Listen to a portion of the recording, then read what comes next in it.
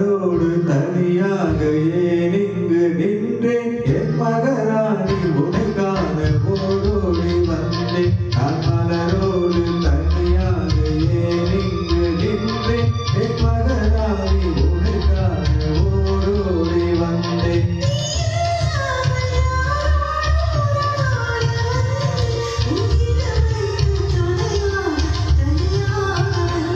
நான் மலரோடு தனியாக ஏன் இங்கு நின்றேன் என் மகராணி உன்னை காண ஓடோடி வந்தேன்